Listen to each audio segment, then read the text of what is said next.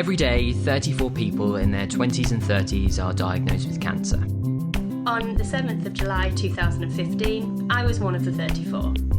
On the 28th of August 2008, I was one of the 34. These are the stories of what happens afterwards.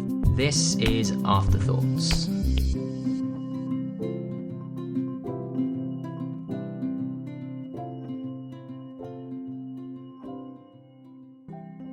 Hi Toby. Hi Alice. How are you? I'm fine, thank you. How are you? I'm very well, thank you. Very excited to have my good friend Sophie with us today. Yay. So we've got Sophie Trew in the studio, which is just my flat. It's your house. In South East London. Excitingly though, we are all wearing headbands. Toby has insisted on wearing a headband. And let me tell you, we look great. Episode of AfterThoughts, and we are welcoming Sophie Trew. But we always like to do that before we get started, diving into the depths of the experience. So we want to get to know the human before the cancer, if that's all right. So we have prepared some quick-fire questions that we're going to ask everyone who comes on the pod, so that we get to know a little bit more about them before we start chatting about the cancer, because you are a human, not just a person who has had cancer. We want to talk about that. So, shall I begin? go. Your preferred pronouns, please. Preferred pronouns are she and her.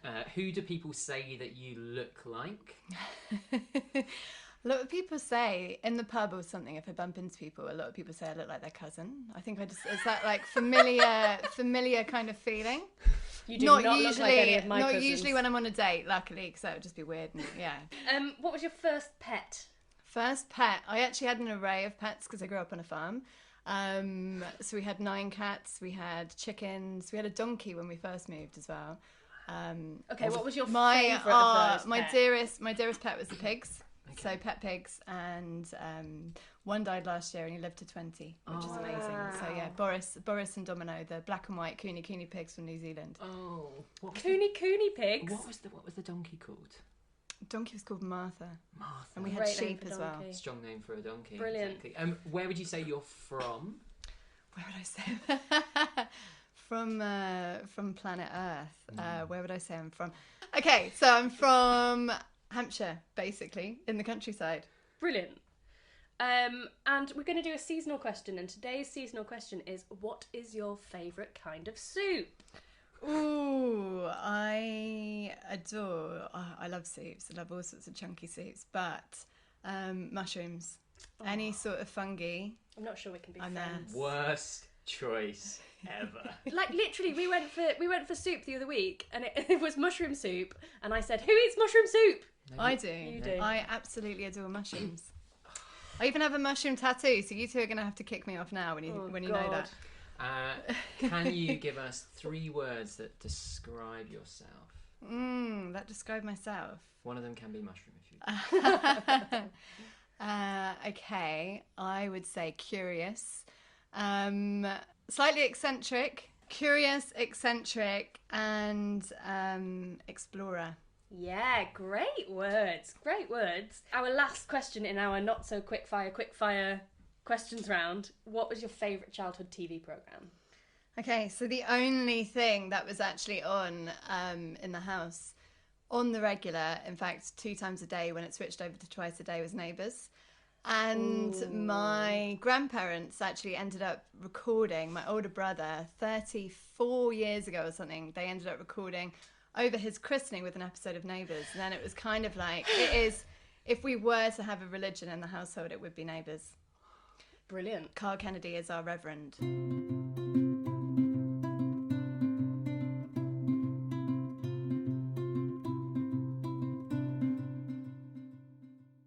Sophie, we've learned some lovely things about you as a human. Could you also give us an introduction to your experience of cancer? So I'm not entirely sure when I was diagnosed, because there was quite a few back and forth misdiagnosis. So I was actually told 99% sure it's not cancer, you've got tuberculosis, because I've been in Colombia making a documentary. And actually I did have tuberculosis, so I think I might be on the wrong podcast. Nice. So after all of that, I was diagnosed with Hodgkins Lymphoma in 2014 and ended up having 6 months of chemotherapy, ABVD. And yeah, I had some nice experiences with one of the drugs. You know, one of the drugs, bleomycin, is called bastard bleomycin. Is it? For the effects of what it can do on your lungs and things. So Woo woo. yeah, That's like some lovely encounters. in breast cancer, epirubicin is known as the red devil because it makes you feel like shit. Can you imagine naming drugs that?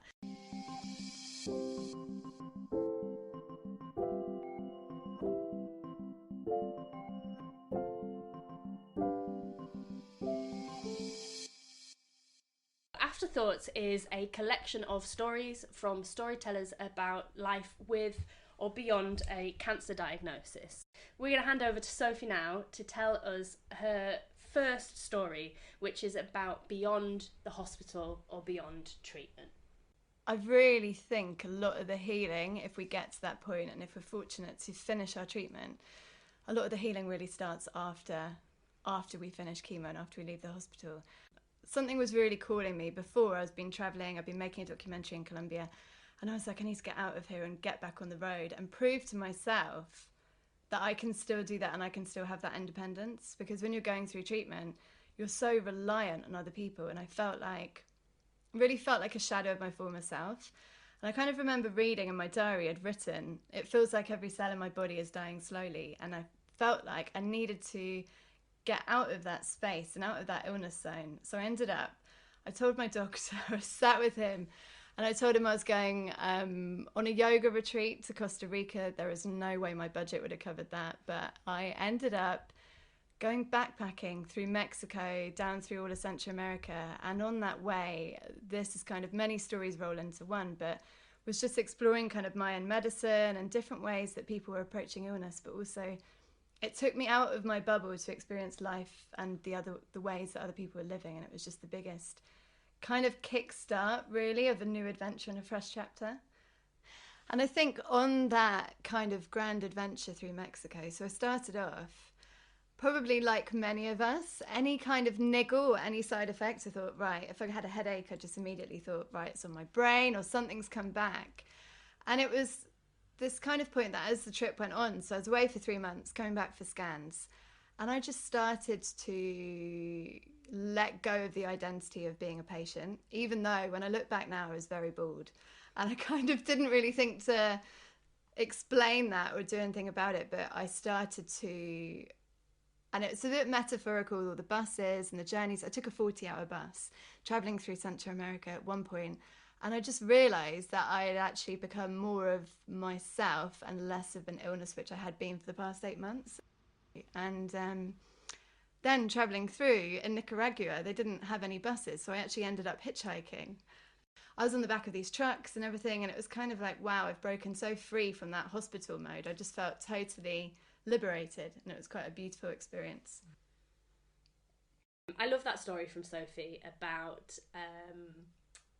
kind of getting out of that hospital environment and getting back into the real world and really pushing yourself to do it, because I think it's an incredibly difficult thing to do, you know. It's so hard to kind of find yourself with none of those comforts that you had before, and then to do what you did and like really push your boundaries and try completely different things. I think that's an incredibly bold choice, and I think you know, it's something I definitely craved when I finished treatment. I craved something to kind of break the cycle of treatment, and I didn't necessarily find it, so I think it's great that you did, and maybe we should prescribe trips on the NHS.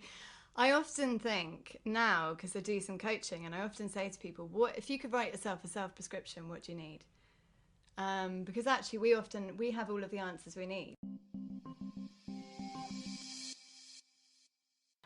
Thank you very much, Sophie. We're going to move on to a story about the invisible impacts of cancer. Have you got a story for us on that? So before I got diagnosed, was living quite a hedonistic lifestyle and a lot of tequila, fairly disconnected, mixture of drink and drugs, and probably not treating myself particularly well, but having a great time in the process, or at least I thought at that point. And so beyond that, it's kind of, you finish this treatment, and it wasn't necessarily that I was choosing to change my lifestyle at that point. It wasn't kind of I woke up and I thought, right, I'm going to change my life now to get healthy. But cancer came in, and it was kind of like forced to transition. I think a really big trigger, and kind of a story around why I started going into everything beyond treatment and starting Trew Fields Festival and everything, was because I had recently done journalism as a degree, and was that person who had a lot of questions and wanted to go into being an investigative reporter. So my whole kind of approach to illness, I guess, was also a bit of an experiment. And actually, if I'm truly honest, it was a coping mechanism for what was going on. Was I did a lot of research and exploring. But I remember sitting down with my doctor, probably, I think it was about the second kind of meeting we had. And there I was with my questions lined up, and I just said, is there anything that I can do to help myself? And he said, no, there's nothing you can do. Cancer's a lottery. There's no reason why you've got it. Keep doing what you're doing. And I just had this thought of, but no one's asking me what I'm doing. And there is so much that we can do. And I felt like, that kind of took me down this rabbit hole of trying to find what direction I was heading in. And piece it all together. Going forward, what I started to realise was friends that I was treated with were having very different side effects from what I was having when I started to look at the way that I was living and eat differently and just do certain things like having acupuncture and reflexology. They would lose their nails, they'd take longer to recover, and it was just quite noticeable. But I realised also no one was asking me what I was doing. So the doctors would say, you look really healthy, but there wasn't that question of, or interest of, what are you doing outside of this? So that was quite an impact for me. And were you having the complementary therapies alongside the treatment? Yes. All yeah, the way exactly. When I was first diagnosed, my godmother actually came down the road she had breast cancer. She rocked up with a juicer. Stuff was kind of there from the beginning. I started looking into a mixture of things. And I think actually, if we talk about invisible impact, that story led to me feeling more isolated because I was doing stuff in my own way and I didn't meet any other people at that point who were doing that. So I did feel like I was a little bit out of the box, or, kind of my file would be passed around from doctor to doctor and they wouldn't really be that interested in what was happening. Will always be a passionate advocate of integrative. So I feel like we have this division. And I also am a passionate advocate towards a different narrative around the way that we relate and describe cancer.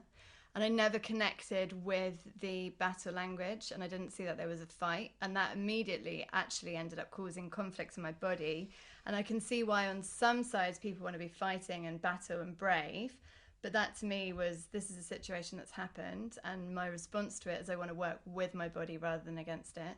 And so again, that was also a kind of slightly isolating thing, because in the hospital you're surrounded by that narrative and everyone's telling you to be brave and strong. And I felt like those kind of false positives as well don't allow you to be really real in the situation, because you don't want to show that you're going through stuff in a different way. And yeah, I'm very much a massive believer, if it works for some people, then let's talk about it and let's explore it. And actually, we could all have the same diagnosis. We had a similar diagnosis, Toby. And the reasons why we get ill are totally different, irrespective of what we've got. We've got different backgrounds, we've got different genetics, different lifestyles, different traumas or families, whatever it is. So I'm a big, as you can hear, a big advocate for the holistic mind, body, spirit approach. And I think there's a lot of misconception between what people perceive as alternative treatment. People say, oh, the alternative treatment's turmeric. That's not an alternative treatment, that's a herb. And I'm kind of saying, we're not talking about hypothermia, oxygen therapy, all of these different things that you can do. I'm going to ask a very serious question right now. Do you pronounce it turmeric or turmeric? I never know, but your jumper is turmeric coloured today. You are a walking bright, vibrant. I'm looking at you, Sophie, as being the person who... I'm not the oracle of pronunciation, trust me. I'm raised My mum, the other night, we had dinner, and she pronounced Pisces as Piskies. So if I've been raised by a woman who pronounces that, and I've just recently introduced her to cacao, and she goes cacao, and all of these oddities, so I'm not the person to talk about turmeric. But you're saying turmeric. I'm saying turmeric. You're saying turmeric. I would say turmeric. You'd say turmeric. I would. Why won't anyone tell me anything? But this is why you two are doing this together, because it's the... Yeah, I mean, we also say afterthoughts and afterthoughts. So. Perfect. Yeah. And I'm an after 8, so we're all good.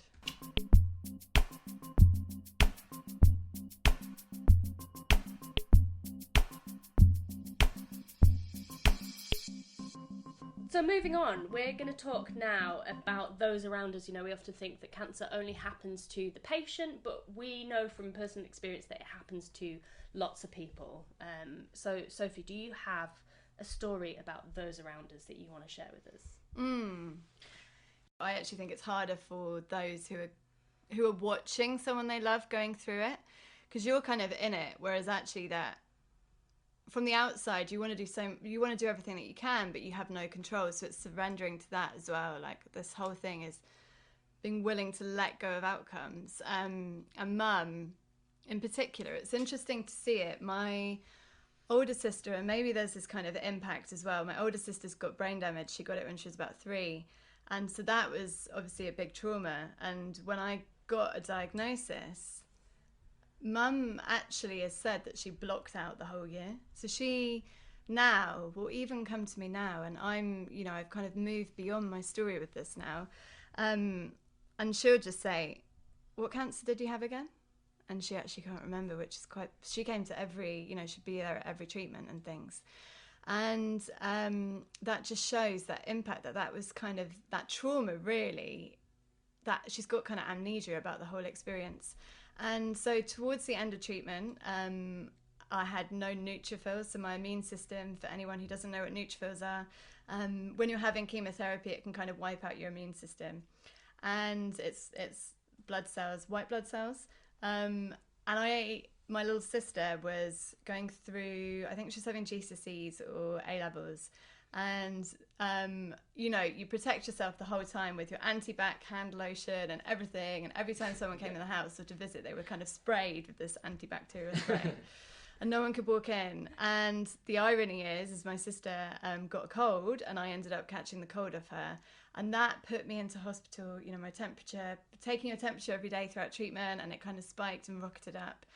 And so I spent my kind of final stint in chemo in there, barrier nursed, kind of having a nurse to take me to the toilet and all of these things. And I remember, that felt like a really low point. The only thing that got me through was watching Orange is the New Black, because I was just binge watching that. But Mum, just to kind of show the impacts of that, the other day I said to her, we looked back on a picture actually which came up, and I said, "Oh wow, I felt like I was dying," just as a kind of passing comment, as a bit of a joke. And she said, "Yeah, I thought you were." And that just showed me, we'd never discussed it, and actually everyone in the family kind of deals with it in their own way, but it just showed me that she'd had that thought, and that was quite a shocking realisation, really, to think that she was thinking that, and we hadn't discussed her thoughts around it and her fears. And it's interesting, isn't it? It's kind of us not talking about our fears within families, because we have all of this kind of conditioning to protect each other. And even when I was feeling ultimately shit, I didn't really want to tell my family, because they were already dealing with enough stuff. So you don't want to cast that onto them. After treatment, this time 5 years ago, when I finished chemo, I was taking double dose painkillers to sleep, because I just couldn't. That was my numbing. I'd basically numbed myself from the experience of treatment. And I was just started a new job in hospitality, and I got this new boss, and I was having visual hallucinations whereby his face would move towards me. It was kind of often people with a really short neck, their faces would move. So I'd stay away from people with short necks. But one of those things, like a side effect of having these visual hallucinations. And then I just thought, I don't want to tell my family or friends, because they're already dealing with enough stuff. finish chemo, getting back to normality, and by the way, guys, I'm having these hallucinations in the day where people's faces are coming towards me. It just sounds bonkers. I'd like to notice that I'm really trying to stretch my neck. I don't know if you are. I don't hallucinate anymore. We're good. We're well. But I just also want you to be comfortable, so I want to know that, like, I don't know if we have got long necks. It's a really weird thing. Can you imagine as well? You're just trying to kind of break the ice in your initial part of a job, and oh, by the way, your face is moving towards me. Can you imagine just saying that? Why is your face moving towards me?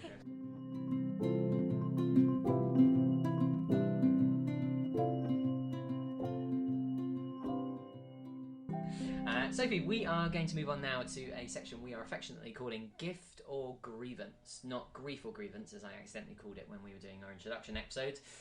Gift or Grievance. So this is looking at a story of a gift that cancer has given you, or a story of a grievance you have with cancer. Yeah. Over to you. Okay, so I'm really big on post-traumatic growth. And even last year I was treated for PTSD from an experience outside of cancer. But I feel like the post-traumatic growth side is something that we don't talk about enough. Cancer was the most transformative yet destructive experience of my life.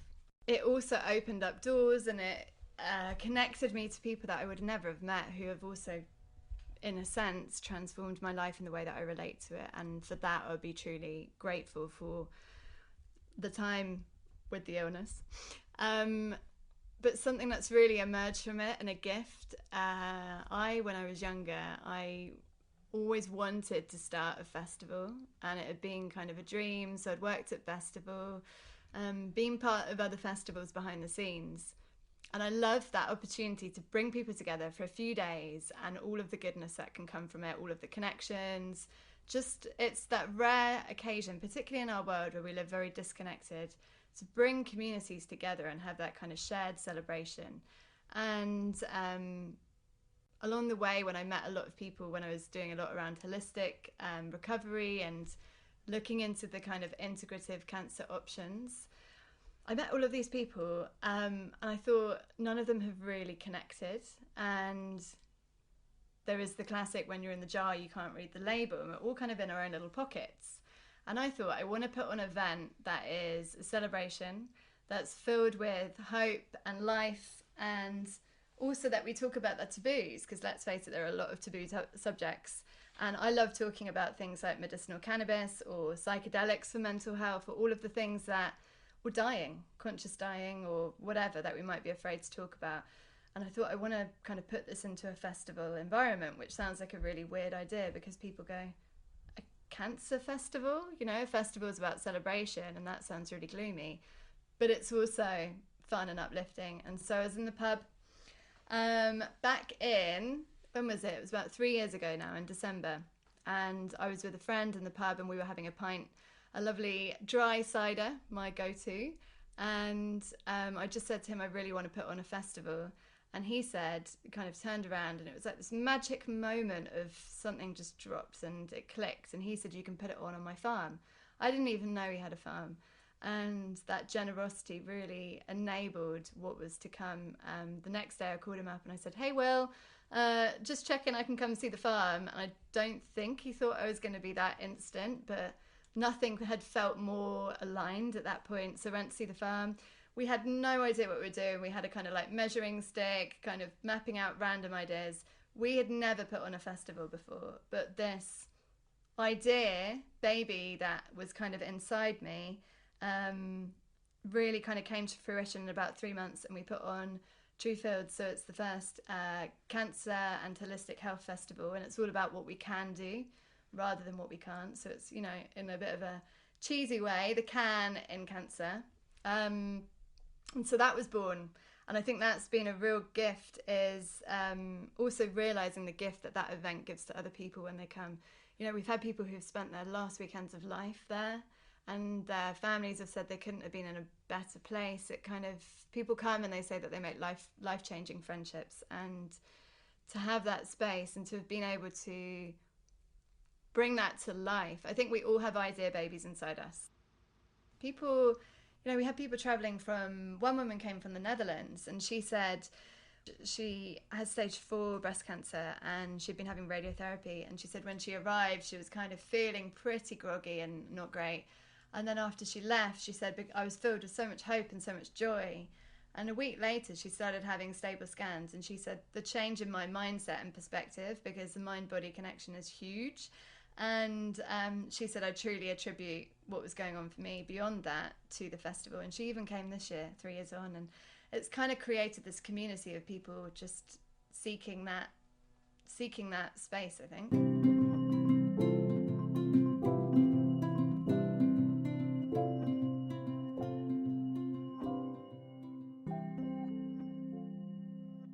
Now we're going to talk about the lost conversations around cancer.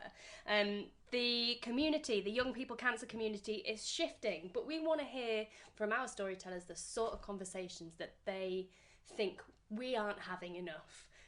So I'll hand over now to Sophie to tell you her lost conversation story.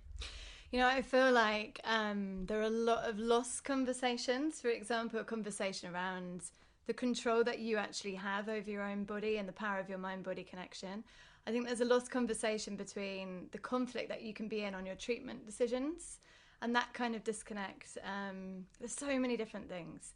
And also the conversation around why we've got some of the worst survival rates in Europe. That's a bit of a lost conversation in my mind. And causes and roots and everything. But something that's...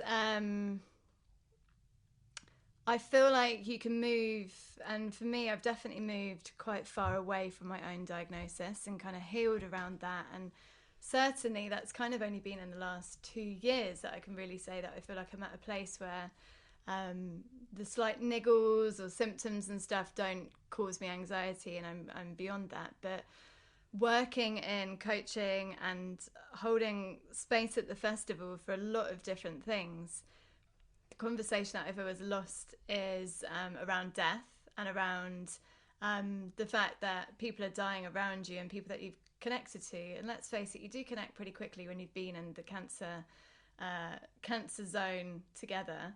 And to survive that and then to see other people dying is a real challenge. And I think if I didn't have a spiritual connection, I think another lost conversation is spirituality and the fact that we are spiritual beings. And if I didn't have that belief, I would really struggle more so with this, because I'd say, to be honest, every other month someone that I'm close to dies.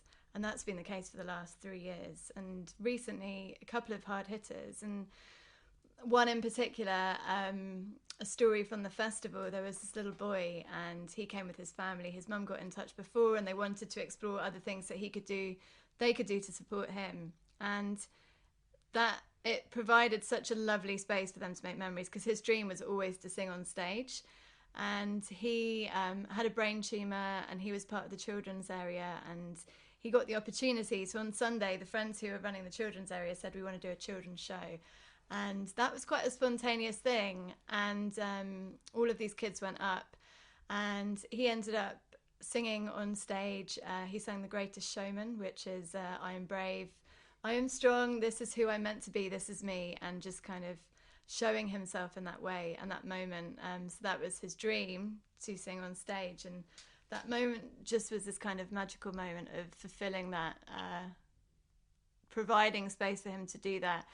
But then a couple of months later, I got a message from his mum to say that he'd died, and she just said, for what you've given us and for what you've given Louis, you'll hold a place in our hearts always. And it's just that thing of, yeah, it's a challenge. It also gives us meaning, those connections. But I think for me, finding my way of relating to death in has been quite a process. And I also feel like it's like what I said earlier of feeling like you lead a bit of a double life, because I do, you know, at our age, in your 20s and 30s, not many friends. Fortunately, I'm the only one in my peer group who's ever had cancer. So it's not like it's something that you wouldn't necessarily bring up with them, or so-and-so's just died again. And it's also hard to explain how deeply you can connect to some people when you have had that illness. It's just kind of like the bullshit and the layers, and you just get authenticity, don't you? You get those authentic connections. And I think it is hard hitting, and I'm actually moving in because of this, and because of this conversation, I'm moving into, I feel quite a calling to work with death and to do breath work with people who are dying or grieving, and opening up that conversation because it feels important. It's quite a taboo. We've all of our lives, when we actually break it down, we're always in rebirth and we're always in death. For something to be born, whether it's a creative project, something has to die to make space for it.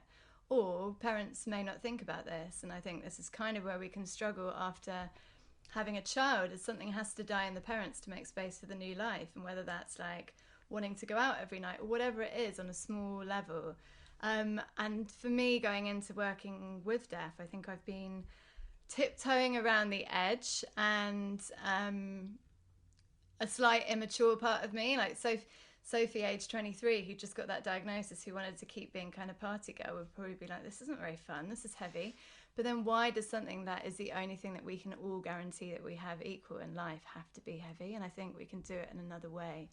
And I would love to bring kind of lightness to that, and just help to ease that. And also, you know, when I was in Central America, I'm born on, in the Mayan calendar, I'm born on the Day of the Dead, and it just keeps coming round. And as much as I try and step away from working in that space, I've just keep being confronted with that on a regular. Because death is just a part of life, isn't it? Exactly. It's all part of the same cycle, you know, to paraphrase the Lion King, from the day we arrive on the planet, you know, like we're all kind of working towards that. Did you paraphrase the Lion King there? No, I just quoted. Just a direct quote. Yeah, great. And I also think, you know, we have seasons, and we have stuff that dies and is reborn, and nature really teaches us that. But we do death in a really shit way over here. And you go to Ireland, or you go to Mexico, is so powerful. Day of the Dead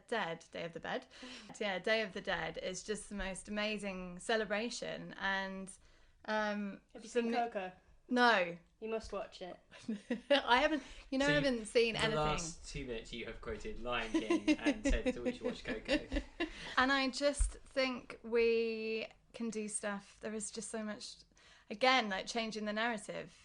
And actually, if we really break it down, like if you really sit with it and think about all the fears that you might have day to day, with all the fears that we have in life, fear of heights, fear of spiders, whatever it is, all of it comes back to a fear of death.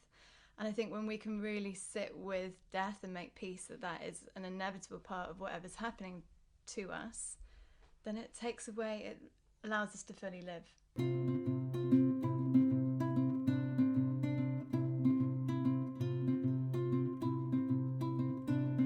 Sophie, we're coming to the end of AfterThoughts. This is your last story. The last story is Don't Laugh, or named as Make Alice Laugh. Alice, you have a beautiful laugh. Thanks. Grew it myself.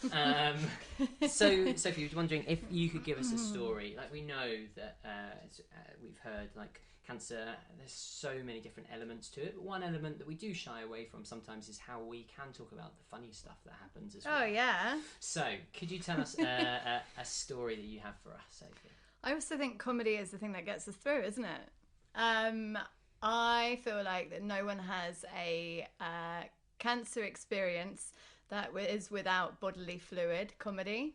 So this was coming to the end of my treatment, and I've really struggled to have a grand opening, as it was called, in the house, and everyone kind of had this, have you had a grand opening? It was a bit of a ceremony building up to it, and I hadn't been to the loo for about 14 days, which was a massive challenge. Can you imagine how many meals that is that haven't actually come out of you at that point?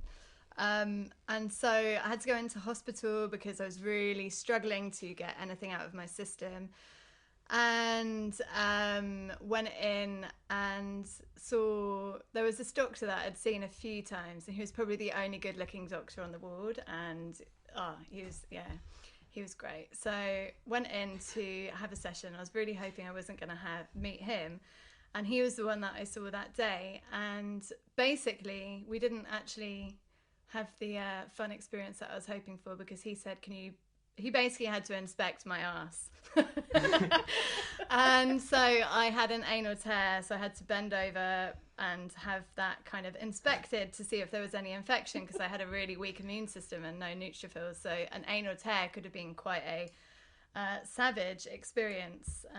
So the good-looking doctor on the ward is inspecting my arse, and and that is about the only anal I was enjoying while part of that treatment experience. And there we go, Sophie. Nice. You have made... Now the big question, was there a tear? I did. I had this hair. You know, I had to use these suppositories afterwards to try and get anything out. How long did it take you to go for poo afterwards? Well, with all the excitement of the doctor, not that long. But, Hang on, you're telling me the hot doctor gave you the shits? Is that the effect he had on you? Oh, God. I mean, I'm not sure that's what he would want. Yeah, so that is that experience.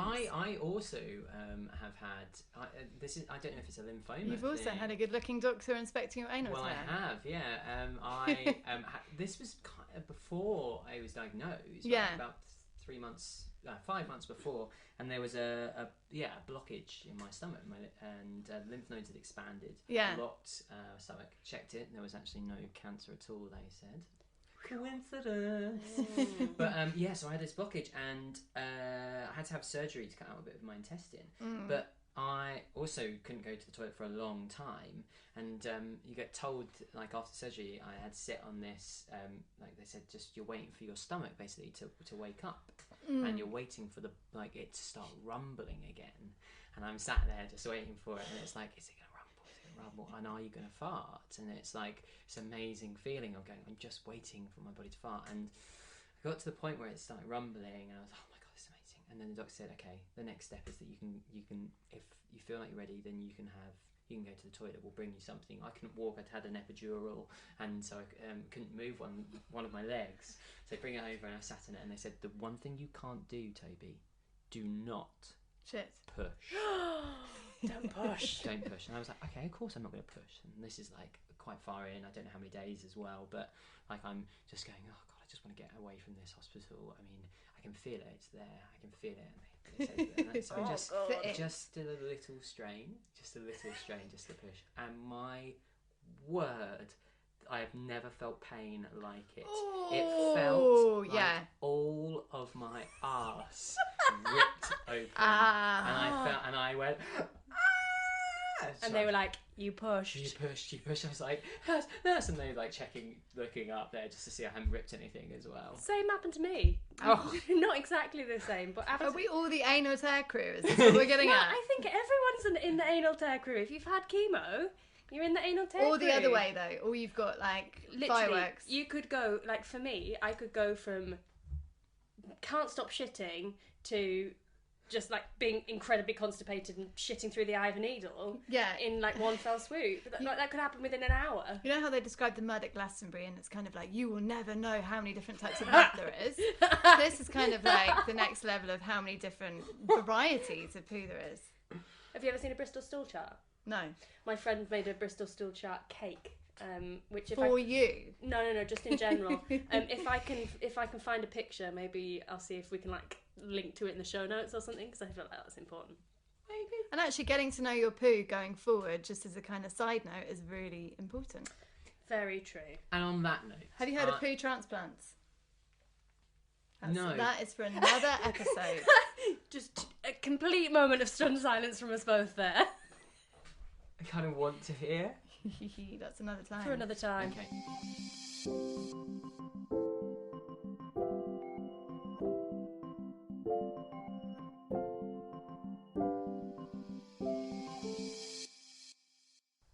Brilliant, great stuff. Thank you so much, Sophie. Thank you both. Brilliant. Thank you. So, should we? Last thing we do, Alice, what are your afterthoughts on today's episode? My afterthoughts on today's episode is, I strongly doubt that we're going to get through any episode of this podcast without talking about poo at least once. Sophie, what's your afterthought for today? My afterthought for today is I'm excited to hear more afterthoughts. Nice. Bam. And Toby, what's your afterthought for today? That I'm so disappointed that I cannot pull off the headscarf as well as you both. Like, I really hope that just one day, I really hope I can do it like you two. You're rocking it. That's all I'm saying. I take you a lot more seriously without it. Oh. I take you a lot more seriously with it. Thank you very much. Perfect. Thank you. Bye.